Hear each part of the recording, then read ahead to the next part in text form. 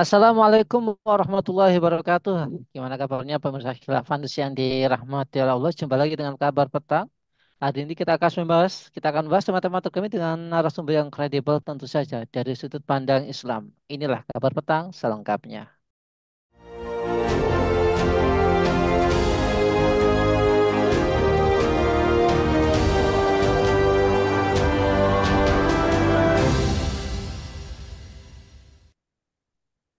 Pemirsa, Forum Cik di Tiro menetapkan Jokowi sebagai bapak politik dinasti Indonesia. Penempatan tersebut dalam acara diskusi Mimbar Demokrasi yang diselenggarakan di UII Kampus Cik di Tiro, Kota Yogyakarta pada hari Senin 5 Februari 2024. Dalam forum ini turut hadir sejumlah tokoh akademisi hingga aktivis. Ada Bushra Muqaddas, Zainal Arifin Mukhtar, Yanca Arizona, Bivitri Susanti, Dr. Rahmat Muhajir, Bambang Eka Cahya Widodo, Gilbran Muhammad Nur, dan Muhammad Raihan. Ini gerakan moralitas non partisan, kata inisiator Forum C di Tiro, Prof. Mas Duki dalam sambutannya pada hari Senin. Apakah maraknya petisi sebagai bentuk kritik atas penyimpangan dan ketidakpedulian pemerintah? Apakah kebijakan Jokowi menimbulkan keresahan dan ketidakadilan? Apakah Jokowi gagal menjalankan amanah rakyat untuk belasnya? Kami terhubung dengan Direktur Indonesia Justice Monitor, Bung Agung Wisnuwardana. Assalamualaikum Bung Agung. Waalaikumsalam warahmatullahi wabarakatuh. Gimana kabarnya Bung? Sehat Mas, Alhamdulillah. Iya. Walafiat, Alhamdulillah. Alhamdulillah. Ini kan ada kabar gembira, ada kabar menarik ini, Bung. Bahwa Presiden kita, Joko Widodo, dinobatkan sebagai Bapak Politik Dinasti Indonesia di Forum Cik di Tiru. Ya. Penetapan Jokowi sebagai Bapak Politik Dinasti Indonesia ini apakah bentuk keperhatian mereka terhadap situasi politik, Bung Agung? Ya, saya pikir orang-orang yang hadir di pertemuan di forum Cek di Tiro di UII itu saya melihat orang-orang yang berintegritas, Mas.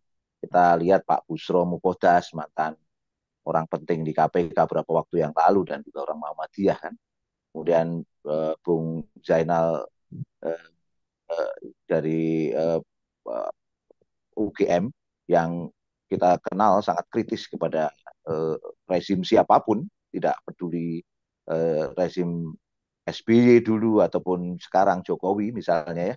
Ada Bu Bivitri dan juga anak muda Gilbran, saya pikir orang-orang yang berintegritas ya. Mereka hadir dengan sebuah keresahan, saya, keresahan yang sudah dipendam sekian lama,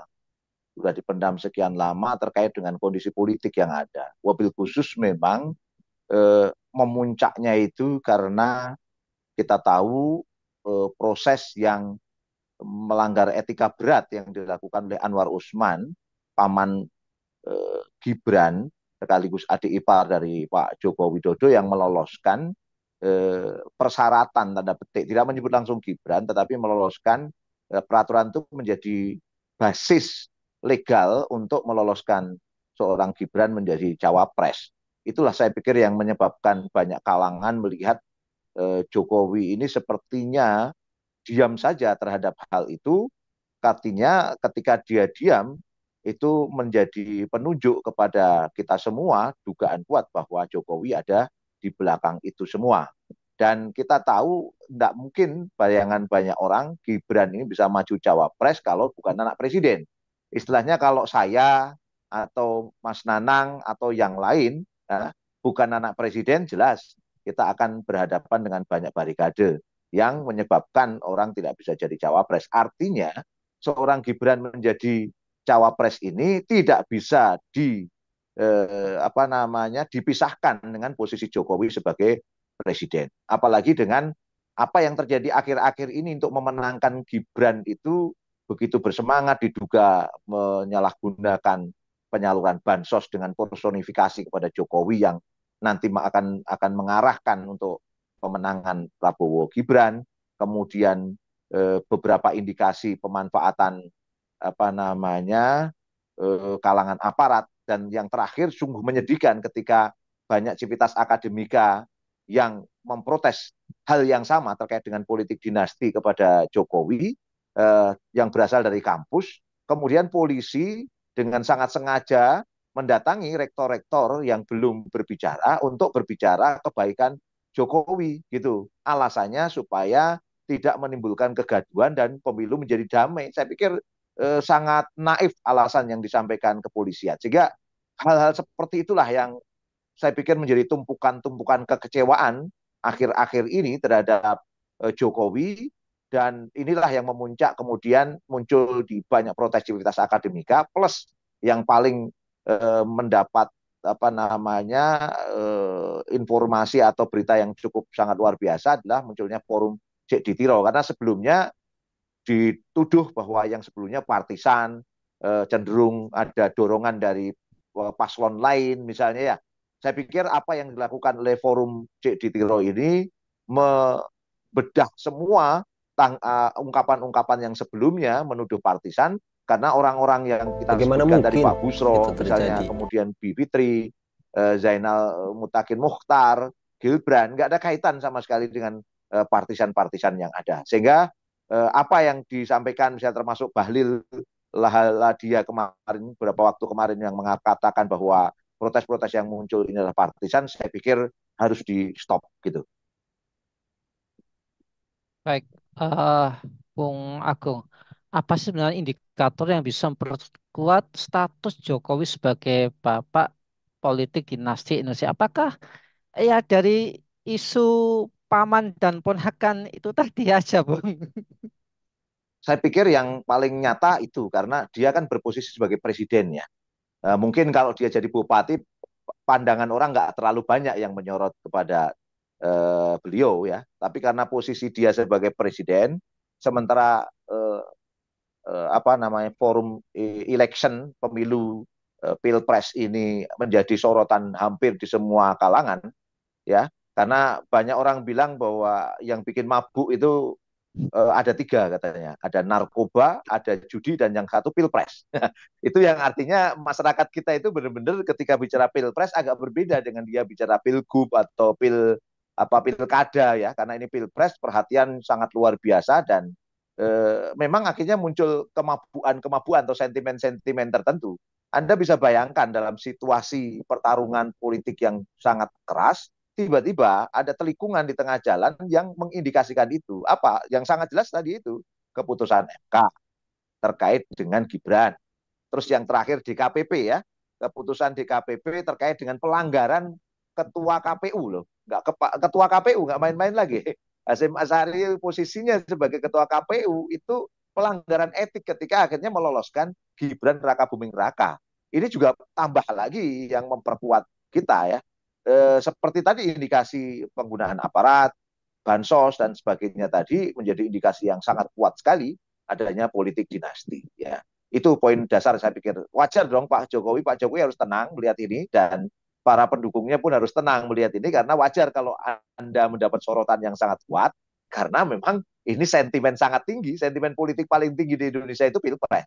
Sehingga kalau dapat sorotan yang sangat tinggi dan dapat kritik yang sangat keras, saya pikir harus legowo hati dan telinganya lebih nyaman mendengarkan kritik-kritik yang ada. Gitu, Kang Nanang.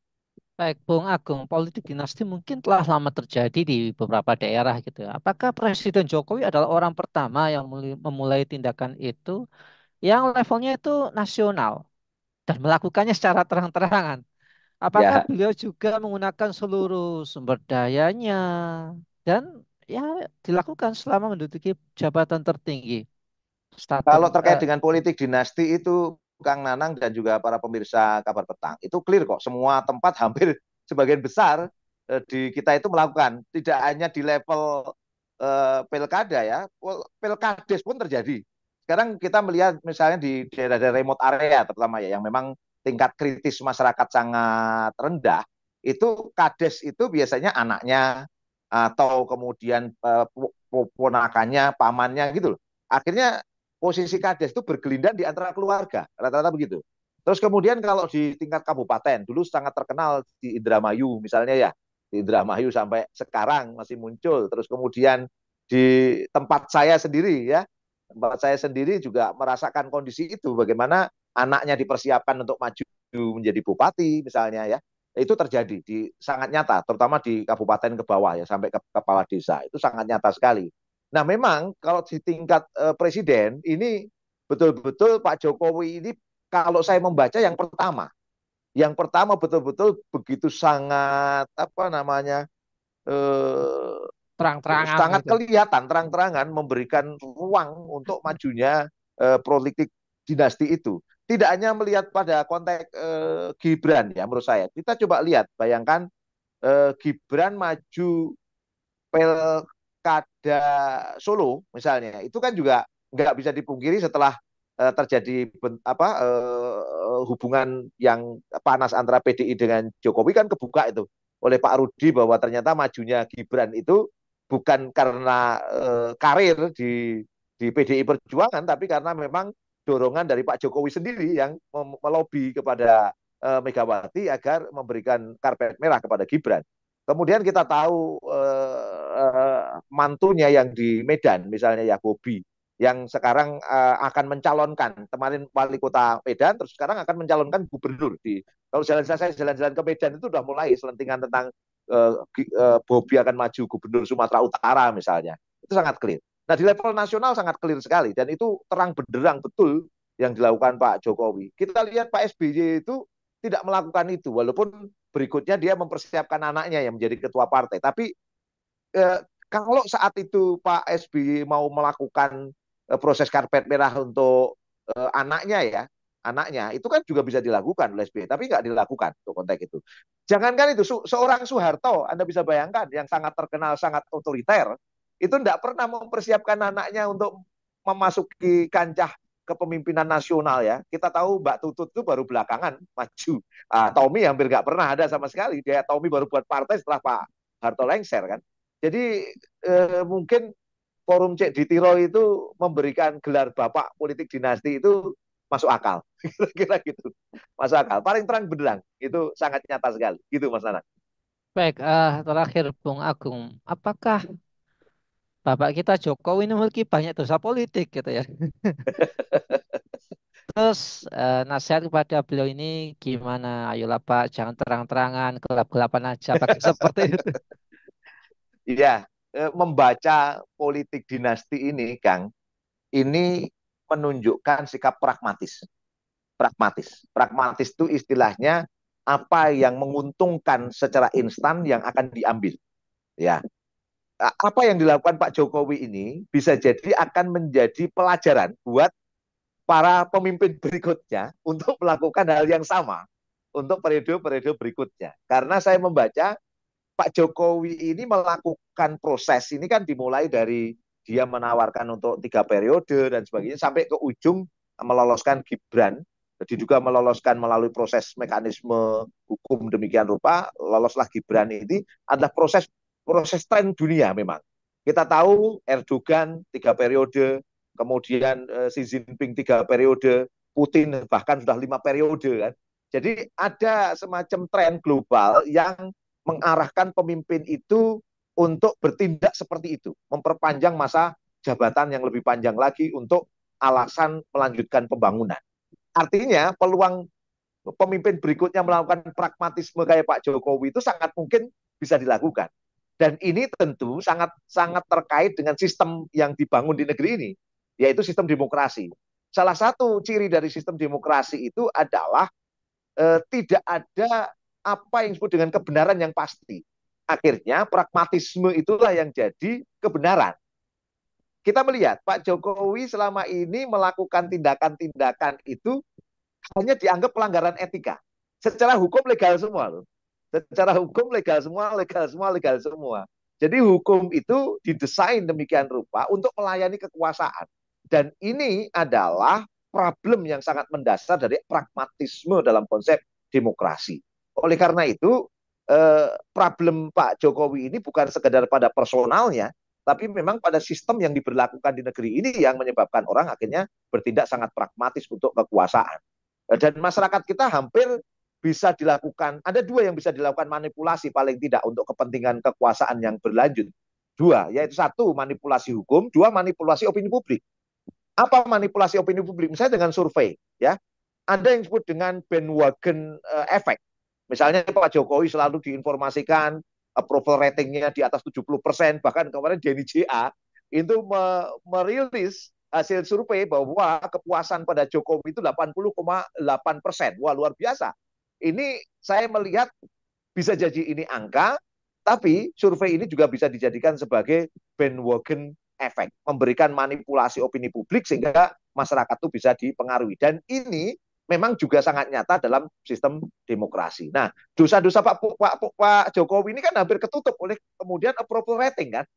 Bagaimana beliau meloloskan undang-undang IKN, undang-undang KPK yang mengebiri KPK, terus kemudian bagaimana utang luar negeri Indonesia yang tembus sampai 8.000 lebih dari 8.000 triliun rupiah ya, terus kemudian bagaimana WUS kereta api Jakarta Bandung yang menyisakan PR panjang sampai hari ini, itu semua seperti terlupakan oleh bandwagon efek itu, yaitu 80,8% dari konteks approval rating. Nah, saya pikir dosa-dosa politik dalam sistem demokrasi itu bisa ditutupi dengan manipulasi hukum sekaligus manipulasi opini publik. Nah, yang demikian saya pikir kita nggak bisa berlanjut lagi dengan sistem yang demikian, karena sistem demikian pasti akan melahirkan pragmatisme politik, dan pragmatisme politik ini akan dibangun dengan manipulasi hukum dan manipulasi opini publik. Gitu, Kang? Baik, terima kasih Bung Agung atas pemaparannya. Semoga tidak ada lagi dosa-dosa politik setelah ini ya. Ya, kalau masih berdosa ya segera bertobat kembali ke jalan yang benar begitu. Baik, Bung Agung, terima kasih atas pemaparannya. Semoga Bung Agung sekeluarga senantiasa dalam perlindungan Allah, keluarganya Amin. dijadikan keluarga yang sakinah, mawaddah, warahmah. Amin Amin. ya Ya rabbal Allah. alamin. Baiklah pemirsa, demikianlah kabar petang kita pada kesempatan sore hari ini. Jangan lupa untuk subscribe, like, komen, dan share ya. Semoga menjadi amal kebaikan kita di dunia dan di akhirat. Saya Nasihawan undur diri. Sampai jumpa di lain kesempatan dan wassalamualaikum warahmatullahi wabarakatuh.